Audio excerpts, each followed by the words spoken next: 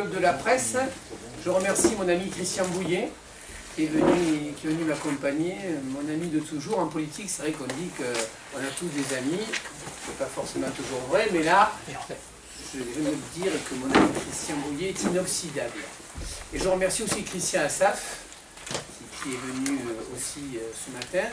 Merci à la presse d'être présent et merci à mes amis qui ont coécrit ce livre d'entretien, dont je pense à André, Bernard, Jean, Michel et d'autres. Donc l'idée, c'est effectivement, c'est de vous présenter à peu près ce livre d'entretien d'une centaine de pages. Alors je ne sais pas s'il correspond à l'actualité, on a commencé à avoir envie de faire ce livre. J'ai eu un premier accident le 21 février, bon, je me suis mis en campagne. La campagne s'est bien passée grâce aux nombreux militants. Les quelques points supplémentaires, ça a été dû aux militants, puis à l'énergie de mes amis. Après, j'ai eu droit à une petite intervention en octobre, et puis une prothèse totale de hanche début février. Donc ça m'a permis quand même de pouvoir justement avoir un peu cette capacité à avoir du recul à la fois sur la vie montpelliéraine et à la fois sur la politique. Je pense que ça m'a fait du bien. Et donc ça nous a permis de poser des mots sur des feuilles et de réfléchir effectivement où on en est de la vie politique, de la démocratie, du rapport aux citoyens. Et c'est vrai que dans le livre, je le disais, et avec le tsunami qui nous arrive aujourd'hui, cela dit, il faudra qu'on arrête de faire des lois uniquement sur des émotions, des actions. Des ripouilles, il y en a partout, dans tous les métiers, toutes professions, mais c'est les culs. Le plus important, c'est qu'est-ce qu'on peut faire pour renverser la table, qu'est-ce qu'on peut faire pour que, peut-être que des comportements politiciens aujourd'hui de certains qui donnent la prime à la conquête du pouvoir et non une vision d'espérance. Donc ce livre, modeste, il se veut juste vraiment un entretien, à la fois 10 ans d'investissement sur la ville, des rencontres avec de nombreux citoyens, des rencontres avec le monde associatif, des rencontres avec d'autres élus, pour se dire effectivement aujourd'hui que peut-on faire ensemble. Moi j'ai été élu sur une deuxième circonscription et 21 000 voix, mais il y a 11 000 personnes qui n'ont pas voté. Et l'intérêt aujourd'hui, c'est de se dire que peut-on faire pour que les citoyens aient envie de nous faire confiance. Je pense que c'est toute la trame du livre. Alors moi, si vous voulez, ce que je vous propose, c'est effectivement vous présenter à peu près les grands thèmes du livre, puisque je vous donnerai le livre. À la fois, il y a un premier chapitre sur aux urnes citoyens, aux urnes montpelliéraines. C'est effectivement se poser la question du devoir de vote. Voilà. Moi, je pense que la ville de Montpellier est prête, parce qu'elle est pour moi construite à 80%, elle est prête aujourd'hui à ce que nous puissions faire cette vraie révolution démocratique. Je pense qu'elle est prête à ce qu'on puisse dire aux citoyens faites-nous confiance, le devoir de vote et en contrepartie un devoir de transparence des élus. Preuve année quand même, le printemps de démocratie en 2008, c'était tous les soirs des tentes qui étaient posées au bas des immeubles, et j'ai souvenir avec Christian, puisque Christian était le coordinateur avec moi, ça avait excellemment fonctionné. On s'est rendu compte quand on faisait confiance aux citoyens, ça ne posait pas de souci d'échanger avec eux. Mais c'est vrai qu'encore faut-il ne pas avoir peur de la foule. Encore faut-il effectivement oser mettre des tentes au bout d'un an de mandat et aller dire aux gens où on en est et qu'est-ce que vous voulez entendre. Donc ça, c'était la première partie. Et la seconde partie, effectivement, c'est vraiment échanger avec les gens. C'est pas faire la ville pour les gens, c'est faire la ville avec les gens. Et c'est vraiment complètement différent. C'est fini le temps où on arrivait à des architectes en disant voilà, l'immeuble est posé, regardez comme il est beau, signé en bas de la feuille. Cela dit, il ne faut pas arriver sans vision. Si on est élu, c'est parce que les gens ont validé avec nous une proposition, un programme, une vision. L'élu qui arrive une feuille blanche, c'est pas la peine qu'il soit élu. Donc ça, c'est la première partie du bouquin. La deuxième partie sur le Montpellier intime, et moi je le dis, je ne crois pas qu'il y ait d'héritier de Georges Frêche. Moi, je ne retiens qu'une notion de Georges Frêche, c'est le courage. Après, les recettes, les méthodes et les outils des années 77 sont dépassés. Donc je fais vraiment le constat. On a eu la chance d'avoir un grand bonhomme, un ouragan. Aujourd'hui, il n'est plus là. Donc je pense qu'effectivement, aujourd'hui, il faut inventer autre chose. Et inventer autre chose, c'est peut-être réfléchir sur la place de Montpellier dans les 10 ans à venir. Est-ce que Montpellier Moi, je suis ravi que les New-Yorkais soient ravis de dire qu'il y a une très belle mairie à Montpellier. Moi, je préfère que les Montpelliérains soient ravis de tous les jours de leur proximité. Au lieu de parler du cumul des mandats, on devrait essayer de régler le cumul des problèmes des Montpelliéraines et des Montpelliérains. Je pense à la circulation.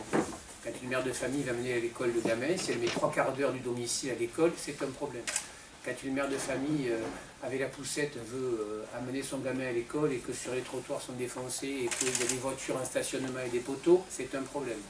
Quand une mère de famille va inscrire son gamin à la garderie pour aller bosser, il n'y a pas assez de place, c'est un problème. Quid des écoles? Quid de cette proximité? Et je pense qu'effectivement, on a beaucoup travaillé la ville émergente, 17 ZAC, et je pense qu'il faut s'occuper de la ville habitée. Je pense que le mandat, et c'est tout l'objet du bouquin, c'est de dire qu'on va s'occuper en priorité des Montpelliérains. Et chaque euro collecté pour Montpellier doit être reversé pour les Montpelliérains. Alors ce n'est pas du made in Montebourg, c'est de se dire qu'après 30 ans de cette évolution de cette ville émergente, oui, je pense qu'il faut qu'on réfléchisse à cette ville poreuse. Oui, je pense que le redécoupage des quartiers date de 1960, et je pense qu'il faut qu'on redécoupe nos territoires, ne serait-ce que pour y mettre de la proximité. J'ai l'exemple du quartier de Christian Bouillet, il démarre à Alcaud, au Conseil Général, et il finit là où j'habite, en bas de la Chambert. Il est trop grand. J'ai l'exemple du cœur de ville, le centre historique Écusson, où vous avez 10 800 habitants, et les faubourgs 70 000. Donc je pense que la proximité aussi veut dire la notion de territoire. Je pense qu'effectivement, aujourd'hui, on peut aussi penser local dans un projet global. Et effectivement, je sais que certains à qui j'ai envoyé mon livre m'ont dit « oui, mais ça manque d'ambition ». Donc je veux bien les projets de 2020, ils sont importants. Je veux bien les grands architectes pour Montpellier 2040, c'est important cette vision. Mais je pense que le quotidien est devenu indispensable. Et c'est pour cela qu'en fait, je pense qu'on se coupe souvent de la population. Aujourd'hui, les gens qui cherchent un logement, un emploi, une place en crèche, une halte garderie, de leur dire que comment sera la société en 2040, ce n'est pas leur priorité première. Donc si vous voulez, voilà à peu près un résumé, je ne voudrais pas être trop long, ce qui me paraît intéressant de développer dans ce livre. Alors je pense qu'effectivement aussi, on va me poser la question, je pense que la fonction d'élu ne se transmet pas chez le notaire. Voilà. Je pense qu'effectivement, c'est de plus en plus dur aujourd'hui. Je pense que quand on est élu, on n'est plus vierge dans sa tête. Parce que je ne vois pas un élu qui soit forcément heureux tous les jours. Pourquoi? Parce que régler le problème de l'emploi, ça sera compliqué. Régler le problème des paradis fiscaux, parce que c'est quand même 40 milliards. C'est pas en disant aux gens, faites votre déclaration de patrimoine, mais c'est en essayant d'être encore plus perspicace et de régler ces problèmes-là, de cette évasion fiscale. Donc je pense qu'effectivement, c'est la notion de projet, la notion de travailler ensemble. On est tous en train de dire, les élus, la cohésion sociale, de vivre ensemble, mais nous-mêmes déjà, il faudrait qu'on arrive à s'appliquer l'envie de faire des choses ensemble.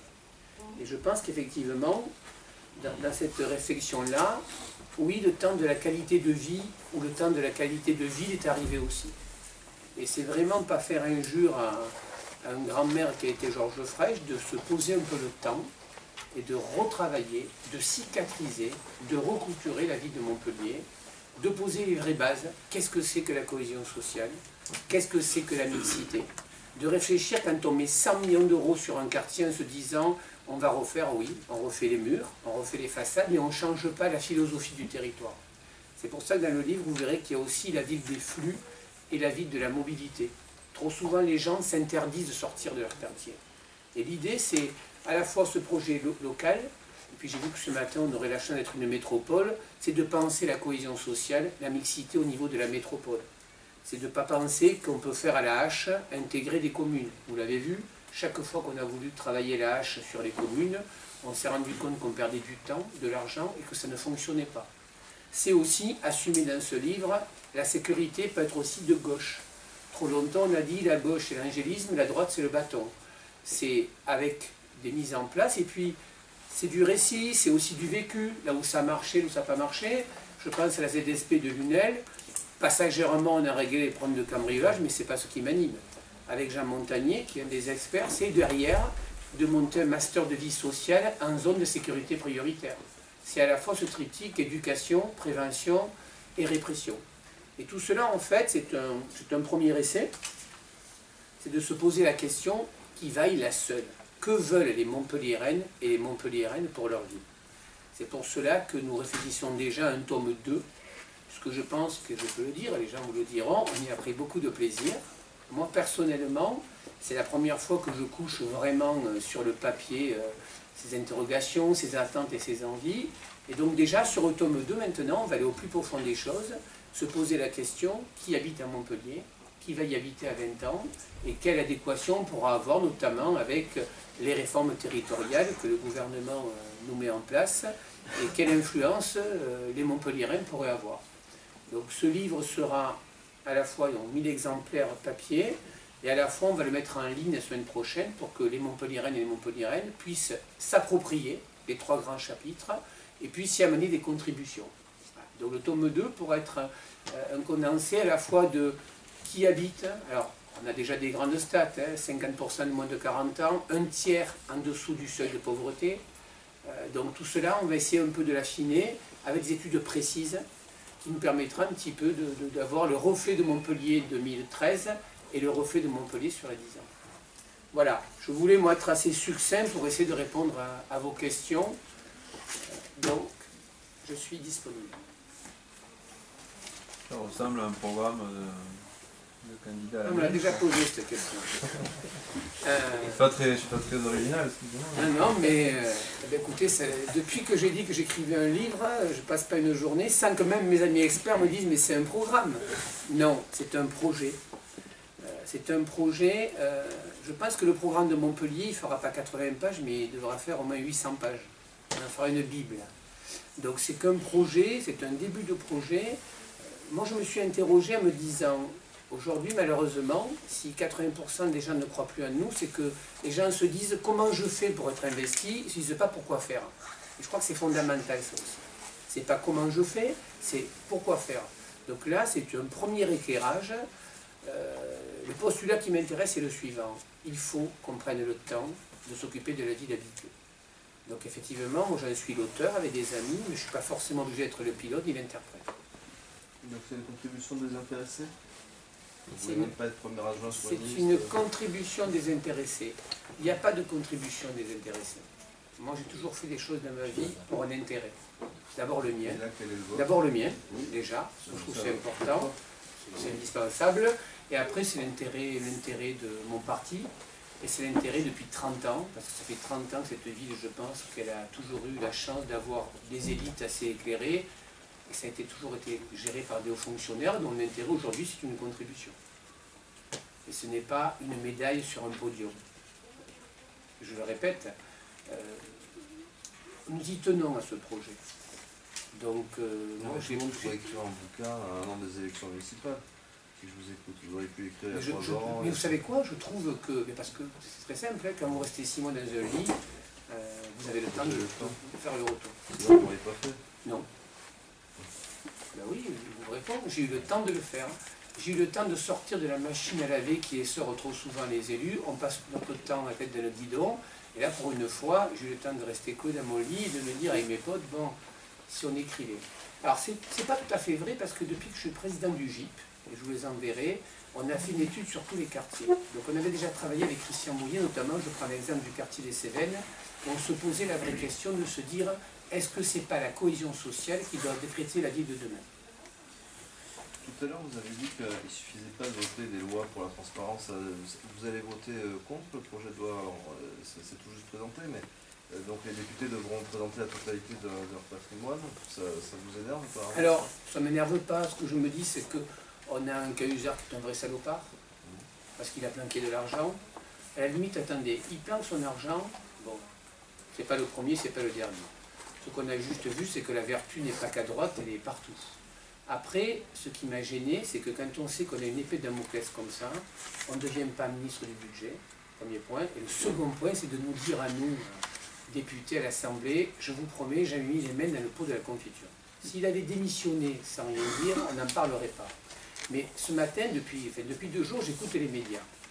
Je vois des ministres, des députés en disant, voilà, moi j'ai hérité de ma belle-mère 70% de la maison, j'ai eu le vélo du voisin et j'ai la Twingo qui vaut tant. Moi je ne suis pas rentré en politique pour expliquer d'où je viens et pour expliquer ce que j'ai. On est rentré en politique pour essayer de changer les choses, pour faire évoluer. Donc je pense que cette chasse aux sorcières à force, moi je suis désolé, ça fait depuis 2001 que je remplis les déclarations. Il me semble qu'en France, on a des services fiscaux. Moi j'ai une proposition à faire. Je suis élu député depuis 2012. Dans 5 ans, quand je descends de charge, j'accepte que l'administration fiscale vienne chez moi, me demande tous mes comptes, les contrôle et les vérifie avec un tampon à la fin. On va encore inventer une nouvelle commission de commissions, et je ne suis pas certain que le citoyen aujourd'hui, qui n'a pas à manger dans son assiette, me demande si je me suis enrichi ou pas. Après, des ripoux, il y en a partout, il y en aura toujours. Donc je pense plutôt que de travailler sur ça, on devrait travailler aussi sur un statut de l'élu. Aujourd'hui, les gens qui prennent le temps de s'investir en politique, sauf ceux qui ont la chance d'être détachés par une administration, ils prennent aussi des risques. Vous êtes journaliste, vous, si demain vous quittez votre emploi pour 2 000 € par mois, moins 10% à votre parti, je ne suis pas certain que vous aurez envie de vous investir en politique, sachant qu'au bout d'un mandat, vous risquez de dégager. Donc moi, je demande un vrai statut. Je demande une chose aussi unique un peu en France, c'est 2 mandats d'exécutif. C'est-à-dire, si vous êtes maire, président d'AGO, au bout de 2 mandats, vous dégagez. Et je pense que les carrières de 40 ans politiques, c'est dépassé. Parce que la politique, c'est comme au niveau national, vous donnez le maximum pendant 2 mandats et on vous permet de vous former pour retourner dans la vraie vie. Parce qu'il faut le dire, c'est quand même pas la vraie vie, la politique. Voilà. Passagèrement, on a envie de donner à sa société, mais c'est pas vraiment complètement la vraie vie, pour plein de raisons. Vous allez voter la loi ou pas? Bien sûr, je la voterai. Mais j'espère y amener, puisque je suis député depuis le 17 juin, y amener un amendement. Et comme Christian, tous les deux, on est réputés pour dire des choses en groupe. Donc je remonte à Paris le 18 avril, je le dirai. Dans mon bouquin, on a parlé, aujourd'hui, on fait tous des lois émotionnelles. Rappelez-vous, sous Sarkozy, c'était que ça. Donc là, on est en train encore maintenant de dire que tous les élus, c'est tous des ripoux, ils vont tous expliquer ce qu'ils ont dans leur, comme costume, comme cravate. Je trouve qu'on va un peu loin. Il y a un excellent article ce matin de Servan dans Midi Libre qui résume bien ce que je pense. Quelle est la vocation de vos idées, puisque c'est pas évident de vos idées là? Est-ce que ça va tourner en boucle sur un site internet et puis c'est tout? Ou bien alors, vous allez venir avec, proposer un candidat à la mairie municipale, si c'est pas vous, puisque... Ouais, non, mais ce que je vais faire, ce que nous allons faire déjà, hier j'ai eu Sorams qui m'a appelé, parce que je l'ai envoyé à Jean-Marie Sevestre, il le trouve très intéressant. Et vous voyez qu'aujourd'hui, il est à titre gracieux, et il propose de le commercialiser sur leur boutique. Et il propose que je fasse une avant-première donc au musée Fabre, où on va avoir une réflexion avec les Montpelliérains. Encore une fois, ce qui m'a toujours animé, moi, c'est d'échanger. Donc effectivement, ce livre à la fois sera en ligne et à la fois sera commercialisé ou donné. Puis on va voir... vous savez, la priorité, c'est les Montpelliérains. Nous, le monde politique, et je le dis ce matin dans un article, on ne se sert pas assez de la compétence des Montpelliérains. 80% des gens ne croient plus en nous. Donc, il va falloir qu'on n'ait pas peur de la foule, il va falloir qu'on soit capable de retourner au bas des immeubles et de convaincre les gens qu'ensemble on peut faire des choses. Donc, avant-première au musée Fabre, et puis après on va voir ce qu'en feront les Montpelliérains et les Montpelliérains. Si les Montpelliérains et les Montpelliérains jugent que les propositions ne sont pas intéressantes, ce n'est pas grave. Encore une fois, moi je veux tout donner, j'ai rien à recevoir. Et je ne demande rien. Ça n'a pas l'air de vous convaincre. Si, je crois des intéressants. Et les livres, là, vous avez financé à compte d'auteur ou... Alors, pour l'instant, c'est financé par mon argent personnel, je le précise, parce que j'attends l'excuse de certaines de mes amis.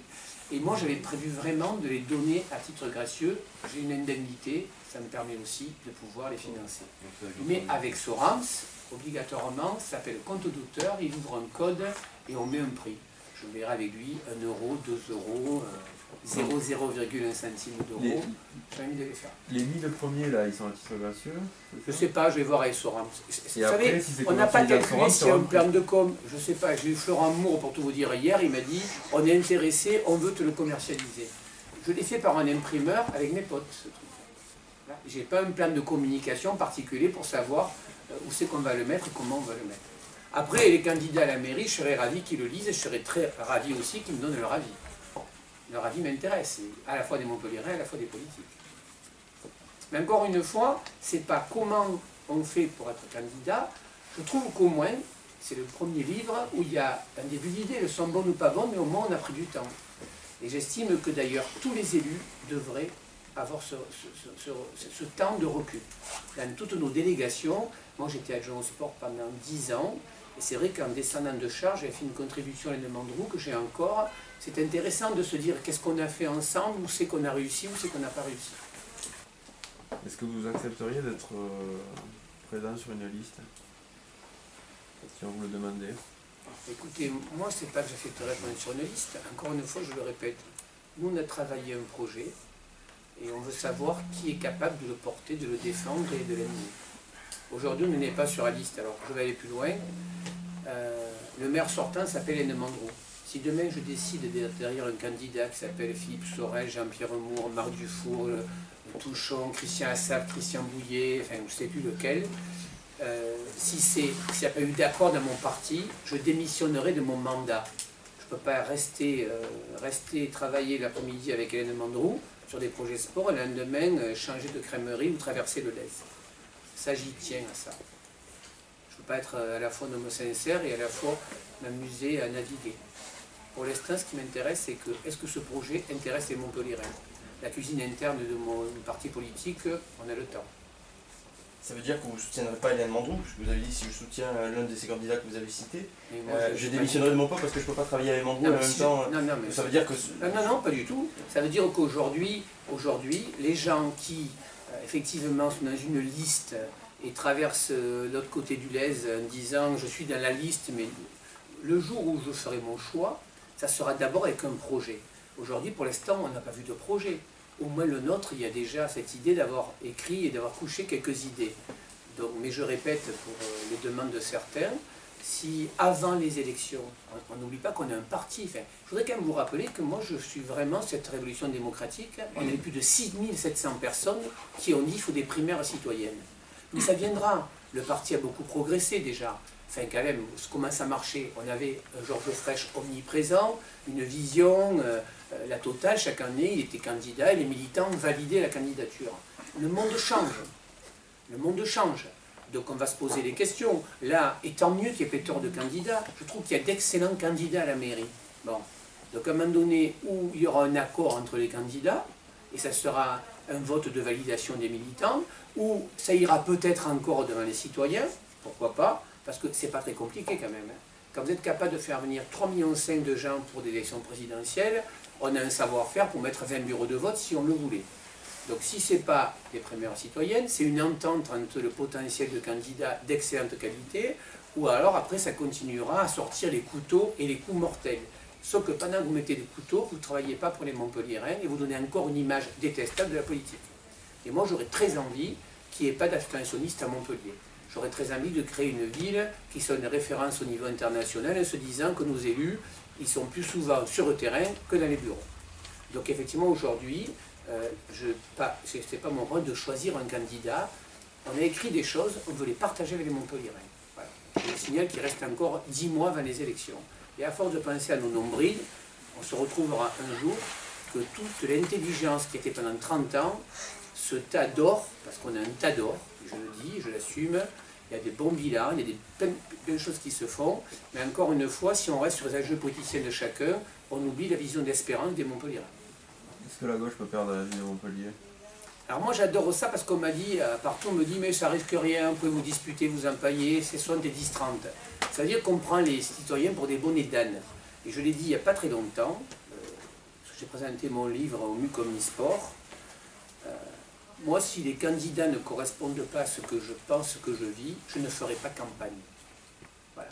Parce que j'estime qu'à un moment donné, c'est plus un problème de savoir quelle sera à gauche. Qu'est-ce qu'on fait pour les Montpelliéraines et les Montpelliérains pour les 10 ans? Ça me paraît le plus important. Cela dit, si vous me donnez profondément ce que je pense quand même à gauche, on a de bonnes idées, on a beaucoup d'envie, et certainement supérieures à la droite locale. Ce qui n'a jamais percé depuis 30 ans, c'est que pour l'instant, ils sont sympathiques, nos amis Dumont et Domer n'ont jamais écrit une feuille sur ce qu'ils pensaient de la ville. Ils sont toujours à dire le temps de fraîche, donc ils sont sur l'histoire, nous on veut construire un avenir. Moi, vous gérez cette situation qui fait à la mairie que Aine Mandroux était très clairement en minorité et qu'elle c'est plus vraiment elle qui dirige. Écoutez, moi je suis conseiller spécial d'Aine Mandroux. Quand j'ai été élu, j'ai signé un papier, comme quoi je ne serais plus adjoint. Dans un premier temps, on m'a juste dit, bon mais c'est bien, il est député, sauf que moi je m'étais engagé à faire mon projet sport, il n'est pas fini. J'ai rencontré Hélène Mandroux, elle m'a donné sa confiance, elle m'a toujours laissé travailler. J'ai monté ma direction de l'action territoriale en 2008, parce que je pensais qu'il fallait mettre en place encore du lien dans les quartiers. J'ai pu travailler sans souci. Après, c'est l'écume des choses. Le patron de mon pays s'appelle Hélène Mandroux. Je pense qu'il y a un bon bilan. Elle est sortante, donc elle n'a pas démérité. Elle a un adjoint, Philippe Sorel, qui dit depuis 2008, moi aussi, c'est à mon tour, je veux y être, et pourquoi pas. Je crois que j'ai entendu le président du Conseil général qui disait lui aussi Montpellier m'intéresse. Le président de la région, Montpellier intéresse aussi. Jean-Pierre Moore, qui gère de main de maître une agglomération, encore une fois, moi ça ne me pose pas de soucis. Enfin, on est en train de dire la démocratie, il faut que les Montpelliérains s'invitent, et après on dit il faut qu'on tripatille entre nous, ça ne me dérange pas. Madame le maire, aujourd'hui, il y a un parti, il y a un bureau national. Je crois que le 13 déjà, ils vont discuter des municipales. Il y a des villes comme Marseille ou Paris qui risquent d'avoir des primaires. Le parti va décider. S'il décide de mettre Hélène Mandroux, Enfin, je l'ai dit dans mon bouquin aussi, on a évolué. Ça ne se traduit pas chez le notaire. Après, on peut se poser la question, est-ce qu'une maire sortante ou un maire sortant, obligatoirement, doit être reconduit? Elle est là la question. Mais moi, j'ai souvenir de Georges Frey, on disait le bilan c'est 20% et le projet c'est 80%. Donc j'estime que dans la révolution démocratique aussi, l'élu doit aussi se remettre en cause. Quel est le meilleur projet des Montpelliérains? Qui le porte, qui l'anime avec de la motivation, de la passion, de l'engagement? Et donc, du coup, je pense que ça amène à la réflexion. Et ce n'est pas automatiquement le sortant qui doit être reconduit. Voilà ce que je pense profondément, et depuis toujours. Enfin, depuis toujours, c'est ça la règle. Hein. Écoutez, les règles sont faites pour changer. On va garder depuis toujours quand ça fonctionne. Enfin, attendez, c'est qu'un passage de la politique. Je vous l'ai dit, je le répète. Les carrières de 30 ou 40 ans, il faut que ça s'arrête. Moi, je vois... Mais si les gens sont bons, pourquoi ils ne restent pas 40 ans? Mais s'ils sont bons, ils vont le donner à leur parti, ils sont dans leur équipe, ils sont auprès des Montpelliérains. Moi, j'ai jamais... Pourquoi un maire qui est bon, il ne pourrait pas être élu 4 ou 5 ans? Mais on est bon par rapport à qui? C'est les citoyens qui vont voter. Bien sûr, mais vous dites que voilà, c'est les urnes. Pour interdire plus de 2 mandats. Ah mais moi je pense que pour la vie démocratique, quand on fait 2 mandats d'exécutif, je pense qu'après on devrait passer la main. Pourquoi? Parce qu'on se rend compte que quand on s'installe trop sur plus de mandats, on sclérose la ville, et après c'est vrai que je pense qu'on a tellement tissé le réseau qu'on n'a pas donné de démocratie. Je le pense profondément. Donc, comme la présidente de la République, je pense qu'au bout de 2 mandats exécutifs, et puis je vais dire une chose, ça fatigue, c'est du stress. Il faut qu'on soit en plein exercice. Moi, j'ai pas honte de le dire, je vois certains élus fatigués, usés, parce que ça use la politique. Donc, à un moment donné, il faut donner le maximum de soi-même sur un temps. C'est l'âge qui use aussi. Alors, je vais vous dire une chose. Eh bien, tiens, je vais vous dire une chose. Moi, sur l'âge, j'en suis désolé. À un moment donné, Montebourg, il dit, à 70 ans, il faut dégager. Moi, je connais quelques élus d'une trentaine d'années qui n'ont pas produit grand-chose depuis qu'ils sont élus à la mairie. Et je connais des sexas qui démarrent le matin, qui finissent le soir, qui sont passionnés. La politique, ce n'est pas un problème d'âge, c'est un problème de passion, c'est un problème d'engagement. Moi, j'ai décidé depuis quelques temps de me consacrer à ça. Ça m'anime, je prends beaucoup de plaisir. J'essaie de ne pas devenir fou ni parano, mais j'estime que ça a une durée de vie, et cette durée de vie vous permet de donner le maximum de vous-même. C'est pour ça que les carrières trop longues d'exécutifs, vous vous asseyez dans le fauteuil et vous n'avez qu'une envie, c'est que votre voisin ne soit pas votre place. Voilà pourquoi je crois à cette révolution démocratique. Jean-Pierre Moore, il gère de main de maître l'agglo? Oui. Oui, je pense qu'il gère bien l'agglomération de Montpellier. Je pense que la gauche, qui a beaucoup de collectivités, gère bien sa collectivité. Mais ce n'est pas parce que vous sortez un gérant, encore une fois, que veulent les Montpelliérains et les Montpelliérains et quel projet on va leur amener. Après, si vous demandez la métropole, je pense qu'il faut grossir la métropole. Moi, je la verrai différemment. Moi, je verrai une métropole de Lunel à 7. Je verrai l'urbanisation à Montpellier. Je pense que la qualité de vie et la qualité de vie est importante. On a fait beaucoup de nouveaux quartiers. Il faut 10 ans pour qu'un quartier vive. Je prends l'exemple du quartier où j'ai ma permanence. Il n'y a pas de terrain de grand jeu, il n'y a pas de locaux associatifs. On part de vivre ensemble. On part de mettre l'humain dans l'urbain. On n'est pas capable d'avoir des lieux de rencontre, des carrefours où le monde associatif peut se rencontrer. Donc si on veut urbaniser, parce qu'aujourd'hui il arrive plus de 3000 Montpelliérains chaque année, il faut qu'on se pose la question entre Frontignan, les friches de Frontignan et Lunel. Je vous rappelle que le train à Lunel, c'est 12 minutes le départ de Lunel, la gare de Montpellier, 8 minutes Frontignan. Et que le mètre carré à Lunel, c'est 2500 €. Donc il faudra aussi qu'on essaie de réfléchir, et je suis ravi d'en être député, c'est comment on traîne cette métropole qui doit être un bassin de vie et d'emploi. Il ne faut pas qu'on ait des quartiers à problème, des quartiers à solution. Si on veut trouver vraiment cette qualité de vie, ça c'est le jeu de la métropole. Mais si on commence à dire aux agglomérations, on vous intègre de force, ça ne marchera pas. Donc moi j'ai déjà dit dans mon journal de campagne, librement consenti. Il faut qu'on fasse des accords avec les agglomérations. Et vous êtes bien placé en tant que député de la 9e circonscription, pour savoir que Lunel n'a rien à voir avec 7. Pourquoi vous dites ça? En termes de quoi? De tout. De culture, et ça veut dire quoi? Que chacun doit garder son petit maillage territorial? Les gens, ils se sentent, je sais pas, à 7, ils ne se sentent pas du tout concernés par Lunel. Alors on va refaire de l'entre-soi, un petit maquis à Lunel, un petit maquis à 7. Moi, ce que je propose dans la métropole, c'est une réflexion déjà en matière d'urbanisation et de bassin d'emploi. Lunel est à 4 villes du département. Les activités n'ont pas grand-chose à voir. Pourquoi? À 7, c'est le port. Et pourquoi les Sétois ne viendraient pas voir la bouvine le dimanche à Lunel? Et pourquoi les Lunélois n'aimeraient pas les joutes? Et que si vous voulez habiter à Montpellier, c'est 6 000 € du mètre carré. Pourquoi vous n'auriez pas habité à Lunel-Vielle, avec le Modénal, à 8 minutes de Montpellier? Donc il faut qu'on réfléchisse. Cette ville est la capitale régionale. Je pense qu'on a beaucoup urbanisé et qu'il faut que pendant un mandat, on pense à elle. Donc ça veut dire qu'on peut continuer à accueillir les Montpelliérains. Elle ne s'arrête jamais une ville. Il faut qu'elle grossisse. Et le jeu de la métropole de demain, c'est par contre, la métropole, c'est de voyager dans le monde entier, c'est de vendre notre expertise, c'est faire venir la recherche, c'est d'avoir des zones d'activité commerciale, c'est avoir des zones d'activité d'entreprise, mais je pense qu'il faut qu'on traite la métropole. D'ailleurs, pour la réforme territoriale, c'est dit dans mon livre, parlons plutôt de mission. Quelle est la mission de la ville de Montpellier? C'est la proximité. Quelle est la mission de l'agglo? C'est développement économique, urbanisation, transport. La mission du département, je le dis, eh bien oui, c'est le social. Parce que vous prenez un exemple précis qui irrite les Montpelliérains. Il y a un service de culture à Montpellier. Il y a un service de culture à l'agglo, un service de la culture au conseil général et un service de culture à la région. Chaque fonctionnaire, c'est normal, défend sa collectivité. Donc le maire de Montpellier arrive avec ses plumes et dit voilà, je finance. L'agglo arrive et dit je finance.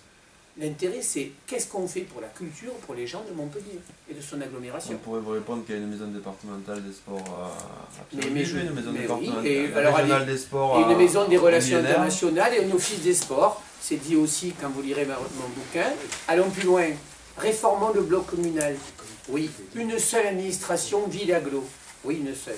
Il y a 3600 employés à Montpellier, plus de 3000 à l'agglo. Faisons un grand service, comme Nantes, comme Strasbourg. Ça permettra effectivement d'abord de récupérer de l'investissement et d'avoir du sens et de la cohérence. Ça, c'est des projets concrets. Il faut qu'on réforme le bloc communal. Les gens ne comprennent pas, parce que j'ai quand même eu 3 ans à la proximité à Montpellier, quand ils appelaient Montpellier quotidien, ils disaient le nettoyage c'est la ville, les poubelles c'est l'agglo. Le citoyen qui paye, et là je parle du consommateur de ville, parce qu'on vous donne une ville propre. Lui, il ne veut pas savoir si c'est la ville ou si c'est l'agglo. Ce sont ses impôts. Donc réformer le bloc communal, c'est mettre du sens à l'action publique. Mettre du sens à plus de proximité. Donc il faut réformer le bloc communal. Ça sera compliqué la réforme territoriale, parce qu'on voit bien que c'est compliqué. Donnons des missions. Et je vais plus loin avec le sport de haut niveau. La ville de Montpellier n'a pas financé un seul euro sur le sport de haut niveau. Elle s'occupe du sport populaire.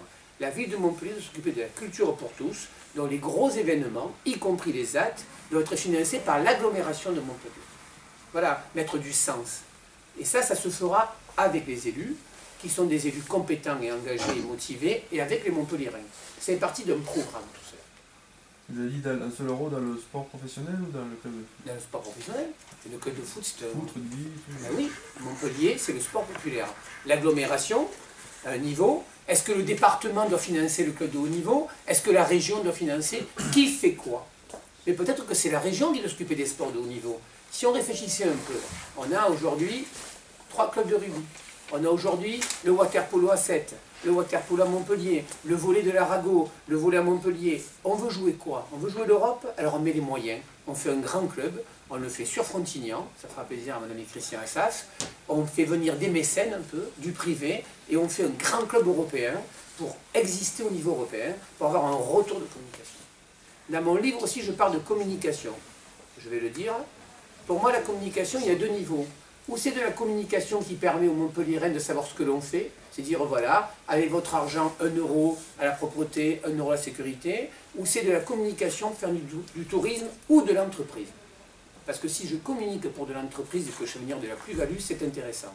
Après, c'est pour un journal, pour voir la tronche des élus dessus, c'est pas la peine. Mettons les citoyens dessus. Voilà aussi ce que je pense en matière de com. Donc revenons à des missions de chaque collectivité. Et je pense que dans ce redécoupage territorial, on peut le faire en fonction des régions. Montpellier, la surdouée a été super vendue. On a eu la chance d'avoir un gars qui était HEC Histoire. Georges Frêche nous a survendu la ville. Et tant mieux. Mais aujourd'hui, je pense qu'il est temps d'avoir la ville habitée, et la ville apaisée, et la ville de l'art de vivre. Donc on continue un grand projet de métropole, avec des grands architectes, des grands urbanistes, mais sur la ville intime, on prend le temps de la reculturer et de la recycatriser.